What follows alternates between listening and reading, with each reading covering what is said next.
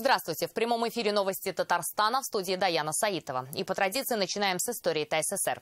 В этот день, в 1968 году, в Нижнекамске был заложен первый блок под фундамент первого производственного корпуса.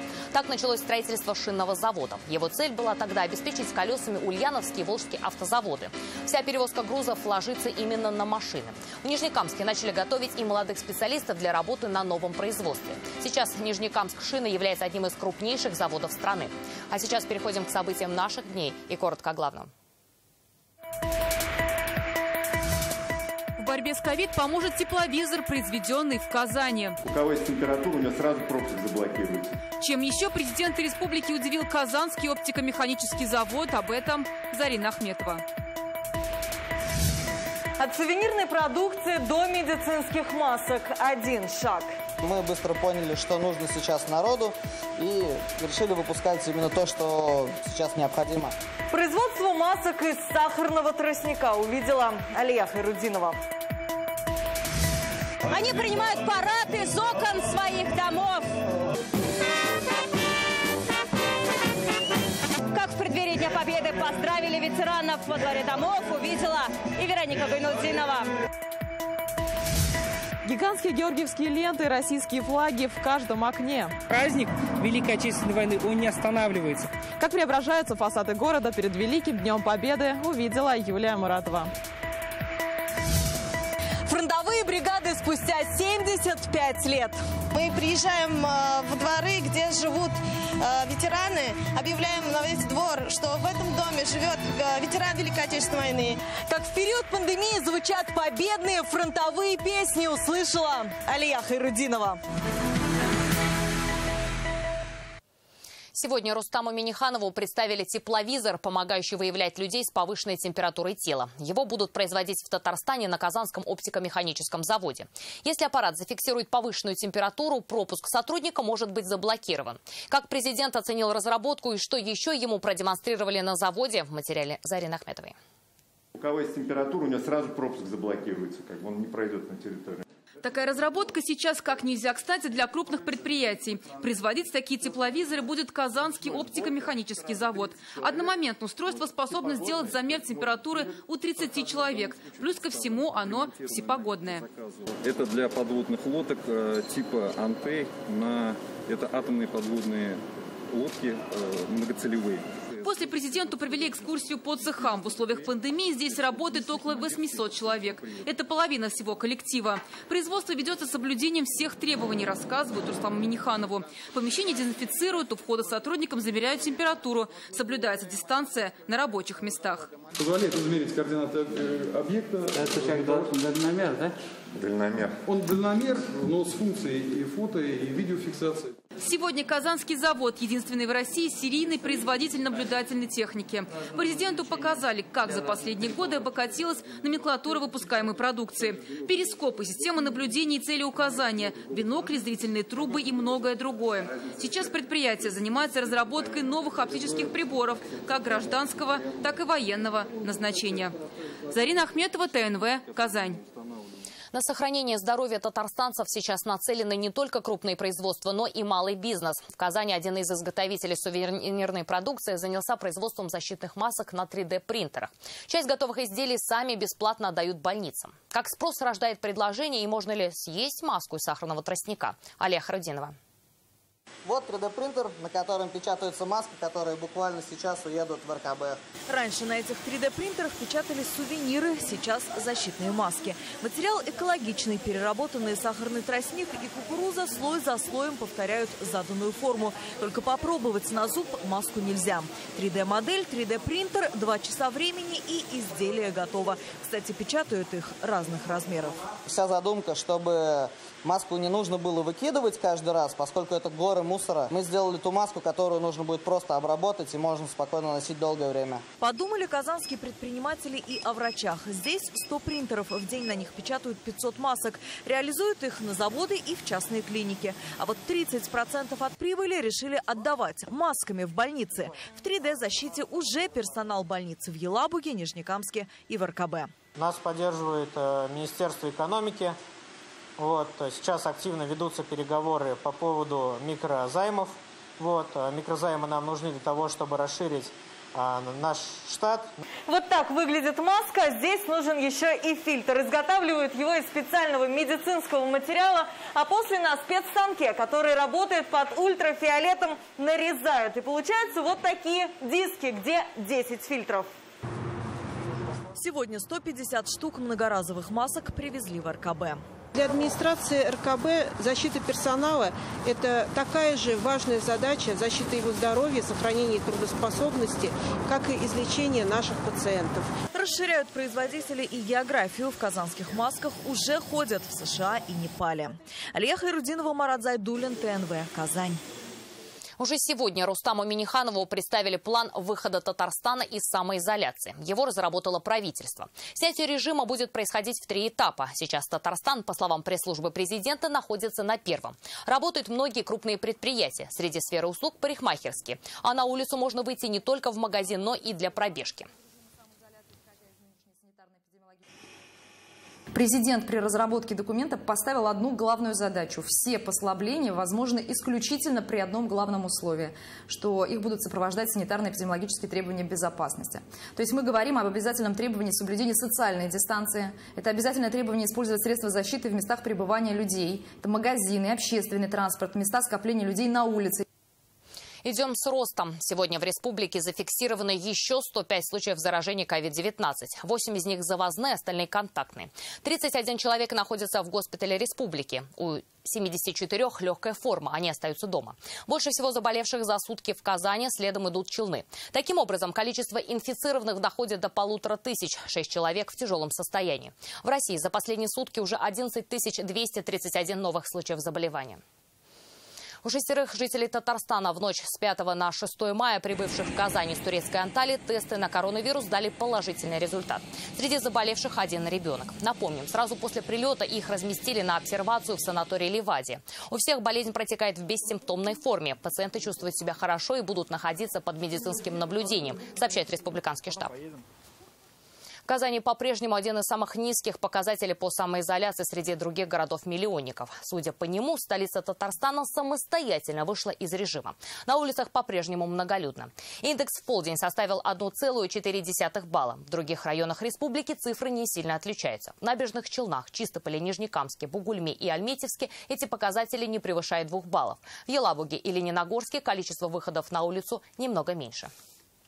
За несоблюдением режима самоизоляции ежедневно в республике следят 2500 полицейских. Как сообщили сегодня в Кремле, усиленный контроль связан с тем, что среди татарстанцев много тех, кто не соблюдает режим. Среди нарушителей могут быть и бессимптомные носители коронавируса. Граждан, которые преждевременно вышли из домашнего карантина, ждет административная ответственность. За один день в Казани разрешение на выход из дома проверили у 2300 горожан. К ответственности привлекли 270 человек. 70 жителей города находились в общественном транспорте, в магазине без средств защиты.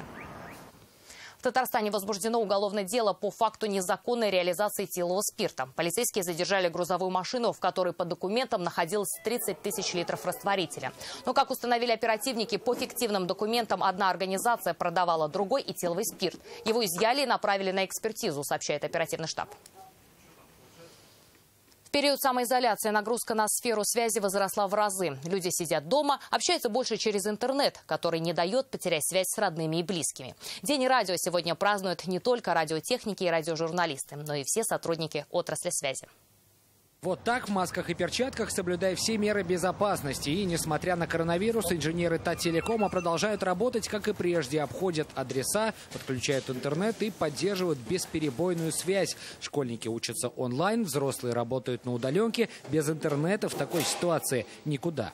Мы понимаем, что сейчас в режиме самоизоляции важна очень связь и интернет для людей. Из-за этого мы работаем каждый день, без выходных. Без выходных, да еще и круглосуточно работает и этот центр управления и мониторинга сети. Если вдруг у кого неполадки с интернетом, информация тут же поступает именно сюда. Моментально принимаем решения и делаем оперативные действия для восстановления каких-то повреждений и устранения повреждений. В период самоизоляции работы у сотрудников связи заметно прибавилось. К примеру, нагрузка на сеть в отдельные периоды выросла более чем на треть. Количество заявок на подключение интернета интернета в 2 раза. Сегодня в День радио именно связистам стоит сказать отдельное спасибо. Я от всей души поздравляю моих коллег с Днем радио, с Днем связи. Также хотел, пользуясь случаем, от всей души поблагодарить всех сотрудников Тателекома. В эти непростые дни огромное количество, и у нас и подключение идет, и обслуживание. Мы стараемся максимально удовлетворить клиенту, потому что мы понимаем, насколько важны для них услуги связи на сегодняшний день. Это все ложится на плечи наших сотрудников, и здесь трудно даже выделить какое-то подразделение. Большое спасибо за труд, большое спасибо за то понимание ситуации и самоотверженность, которую вы проявляете в своей работе. Перед сотрудниками Тателекома, как всегда, важные задачи. Одна из основных сегодня – обеспечить по поручению Рустама Минниханова к 1 сентября все школы республики оптикой, что выведет обучение детей на новый уровень. Мы присоединяемся к поздравлениям наших коллег, работников радио, и желаем успехов в профессиональной деятельности, энергии, благополучия и осуществления всех намеченных планов. Какой будет жизнь после снятия режима самоизоляции? Что больше всего беспокоит население и в каких регионах ограничительные меры перенесли безболезненно? Эти и другие актуальные вопросы обсудили сегодня участники экспертного клуба «Волга». По данным их исследований, 50% населения считают, их материальное положение ухудшится. Другие уверены, ничего не изменится. Обо всем подробнее Зарина Ахметова. На сегодняшний день количество подтвержденных лабораторно диагнозов ковид у жителей Республики Татарстан в объеме где-то 8% относительно предыдущего дня. При этом в республике увеличивается количество проводимых тестов на COVID-19. А это значит, что вырастает и вероятность выявления носителей вируса, особенно тех, у кого заболевание протекает бессимптомно. Сейчас Татарстан готовится к первым шагам по выходу из самоизоляции. Существует такой документ, как меры по борьбе с коронавирусной инфекцией распространения. Да, и здесь у каждого региона есть свои меры. В Республике Татарстан достаточно большое количество предприятий сегодня уже работают с соблюдением режима. Как далее выстраивать взаимодействие с жителями, которым необходима помощь? Во многих регионах, по мнению экспертов, значительно упало доверие к власти. В Татарстане же наоборот. Я думаю, что республика своими четкими и понятными, по крайней мере, шагами и теми посылами, которые они дают своему населению, здесь немножко более выигрышно смотрится на фоне как федералов, так и, собственно, в целом соседних регионов. По оценкам экспертов, более 60% населения республики доверяют официальной информации о коронавирусе. Возможно, потому что она доступна, считают они. Исходя из того рейтинга, который Общественная палата проводит, там как раз Республика Татарстан в первой 5 находится. Здесь и минимальное количество фейковых вбросов существует, и в целом очень сбалансированная, внятная, понятная информационная политика. Мир никогда не будет прежним. Этот слух сильно преувеличен, считают спикеры клуба «Волга». С другой стороны, период пандемии дал рывок для развития цифровой экономики и некоторым предпринимателям. Некоторым бизнесам, у меня даже знакомые есть, удалось совершить хорошие рывки в период кризиса, действительно продвигая интернет-коммуникации со своими потребителями. Наверное, эти вещи останутся. Но все вернется на круги своя, говорят эксперты. Причиной тому станет консервативность людей, которые всеми способами постараются вернуться к прежней жизни. Зарина Ахметова, ТНВ, Казань. Это новости Татарстана, и смотрите далее. Они принимают парад из окон своих домов. Как в преддверии Дня Победы поздравили ветеранов во дворе домов, увидела и Вероника Гайнутдинова. Гигантские георгиевские ленты, российские флаги в каждом окне. Праздник Великой Отечественной войны, он не останавливается. Как преображаются фасады города перед Великим Днем Победы, увидела Юлия Муратова. Фронтовые бригады спустя 75 лет. Мы приезжаем в дворы, где живут ветераны, объявляем на весь двор, что в этом доме живет ветеран Великой Отечественной войны. Как в период пандемии звучат победные фронтовые песни, услышала Алия Хайрудинова. Фарид Мухаммедшин вручил медаль в честь 75-летия Победы участнику Великой Отечественной войны Хидияту Ахмадуллину. Он воевал на Дальневосточном фронте, был на войне с Японией. После избирался депутатом Верховного Совета ТССР. Фарид Мухаммедшин поздравил ветерана с наступающим Днем Победы, вручил ему подарки к празднику, а также передал поздравления президента Татарстана. День Победы невозможно ни отменить, ни перенести. Как ветеранов будут чествовать в условиях самоизоляции, читайте в интернет-газете «Реальное время». Во дворах ветеранов Великой Отечественной войны звучит музыка победы и слова благодарности. Парад 9 мая хоть и перенесли, но он уже приходит к каждому ветерану. Сегодня в Казани героев чествовали войска Росгвардии. Торжественный марш, оркестр и главные песни победы. Как это было? Вероника Гнединова.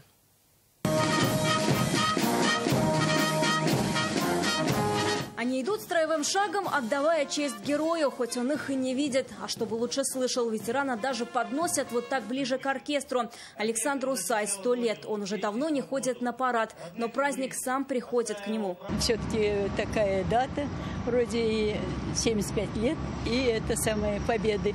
Поэтому я его и одела, и вывела еле-еле. Еще в 1939 году Иван Сай принимал участие в боевых действиях Советско-финской войны. Известие о начале Великой Отечественной получил в должности старшины роты. Служил Иван Сай и после войны. Он и сегодня парад принимает стоя, хоть и дается ему это с трудом.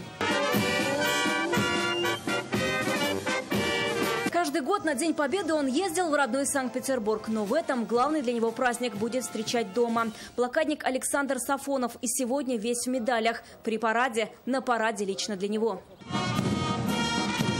Перед домом ветерана росгвардейцы торжественным строем проходят сопровождение оркестра. А он, главный герой, наблюдает с высоты. Александру Сафонову было всего 4 года, когда его с семьей по дороге жизни через Ладогу вывезли из голодающего города. Дедушка был очень тронут этим. Подарили такую большую радость поучаствовать в параде и проникнуться всем этим. За парадом прямо во дворе наблюдают и соседи. Одни также из окон своего дома, другие на улице, чтобы видеть и самого героя. Удивлена, что в этом доме живет ветеран, блокадник к тому же. Сидела дома, услышала звук марша, вышла на улицу со слезами. Со слезами на глазах парад принимает и труженик тыла Виталий Стырня. Совсем молоденький парнишка в годы войны своим трудом внес вклад в великую победу. Произвел гражданское задержание 2 сбежавших из лагеря военнопленных немцев. Мы отдаем долг памяти ветеранам Великой Отечественной войны. Безусловно, для них это очень важно. Такой парад придет во двор каждого героя. Завтра росгвардейцы отправятся в Альметьевск, а 9 мая в День Победы поздравят снова ветеранов из Казани. Вероника Гнединова, Алмазетдинов, ТНВ, Казань. Многометровые георгиевские ленты и российские флаги постепенно преображают фасады зданий по всей республике. Такая акция стартовала в Татарстане к Великому Дню Победы впервые. Флешмоб должен объединить население, несмотря на сложившиеся обстоятельства. Где уже развиваются символы победы, увидела Юлия Муратова.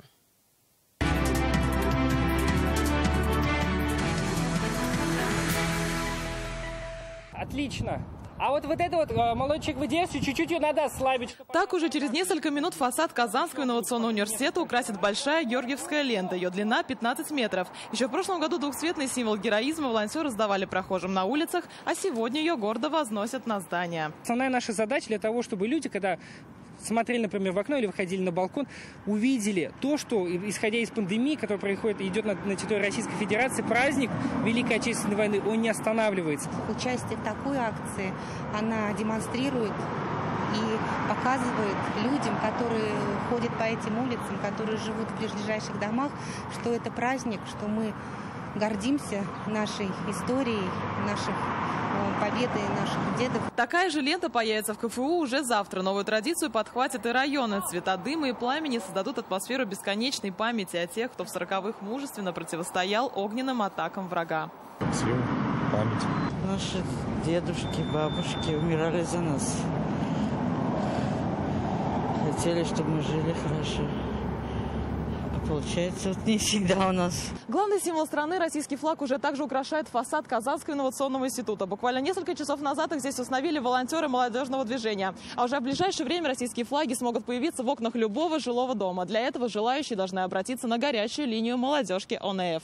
В республике разошлись уже 6 тысяч российских флагов. На улице Восстания в Казани флаги и георгиевские ленты появились на балконах одного из домов. Такая яркая акция, по мнению активистов, претендует стать ежегодной. Юлия Муратова, Данил Филатов, ТНВ, Казань. Сегодня необычный концерт для жителей по улице Бигичева организовала молодежь города. Так оказалось, что в одном дворе в двух соседних домах живут 12 фронтовиков и блокадников. Кто-то сумел выйти на улицу к артистам сам, а кто-то подпевал с балконов. Как это выглядело, расскажет Алия Харудинова.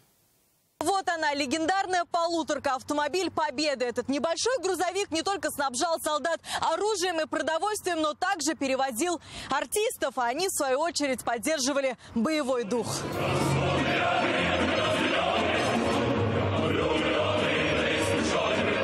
Прошло 75 лет, а в памяти и песни, и легендарные полуторки. Сейчас найти военную технику сложно, раритет. А вот приехать к ветеранам во двор и спеть фронтовую можно. Главное, чтобы активисты про маски и перчатки не забыли. Все-таки пандемия.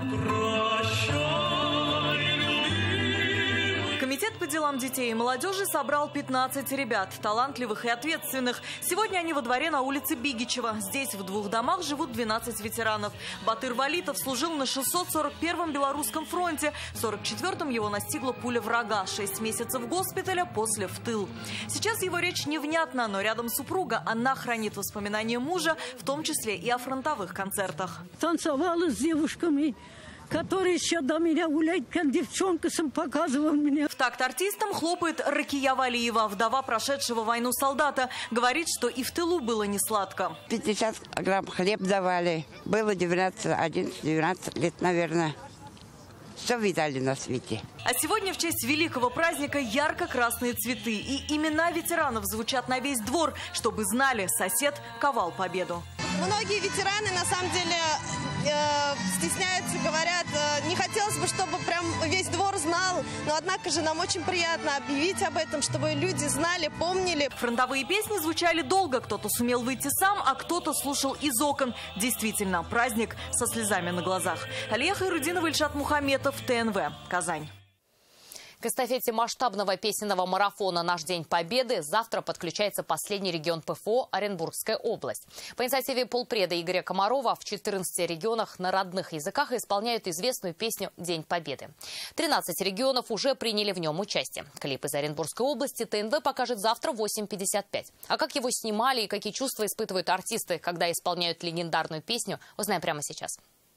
И ночи у мартеновских печей не смыкала наша Родина очей. Для баритона Владимира Решеткова песня композитора Давида Тухманова на слова русского советского поэта Владимира Харитонова «Великая». С нее начиналось приобщение 9-летнего мальчишки к музыке.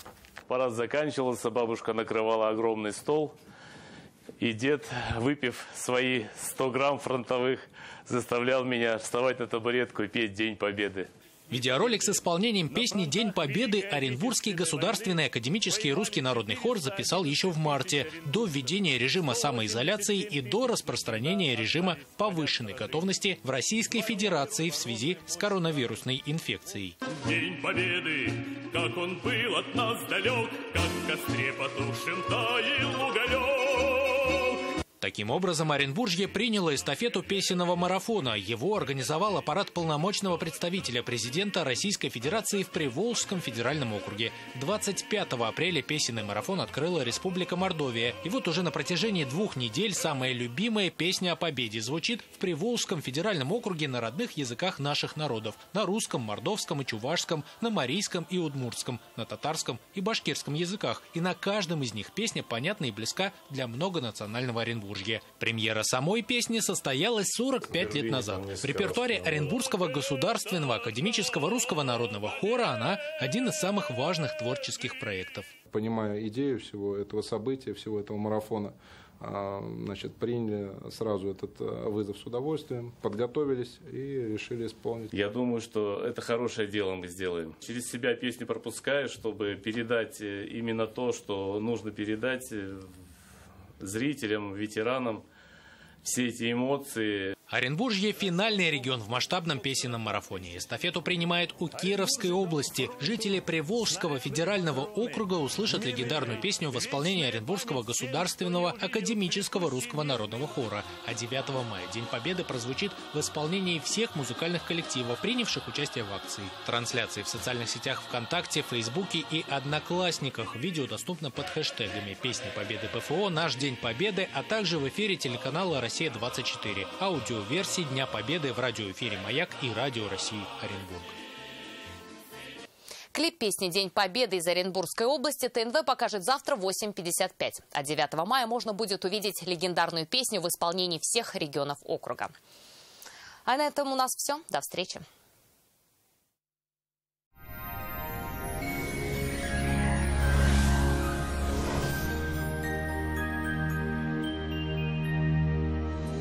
Здравствуйте! Время прогноза погоды на ТНВ. В студии София Егорова. Информация от спонсора выпуска. Квартиры от Акбарс Дом. Дом там, где мы.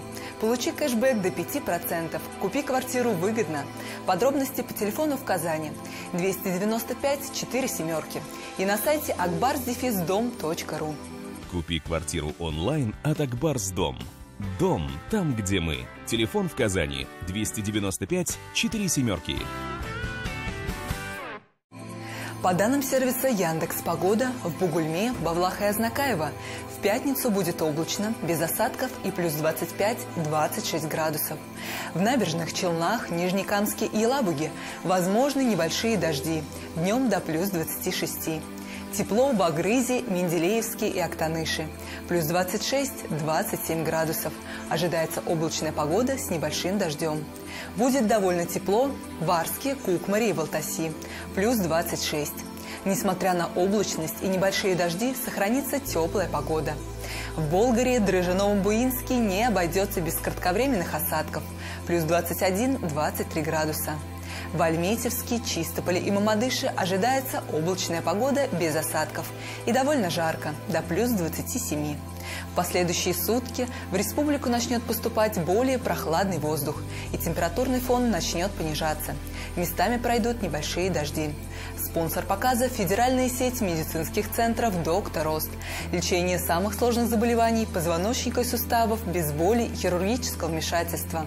За 10 лет в 10 городах России врачами клиники отменено более 10 тысяч операций. Артрит, артроз, грыжа, операция. Стоп! При боли в позвоночнике и суставах поспешите в «Доктор Ост». Самые грозные заболевания лечим без операции и протезов. Невероятно щедрые скидки до 75%. «Доктор Ост».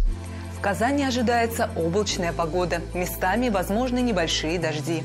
Ночью около 14 тепла, а днем до плюс 23. Ветер южный, умеренный. Атмосферное давление в норме. 751 миллиметр ртутного столба.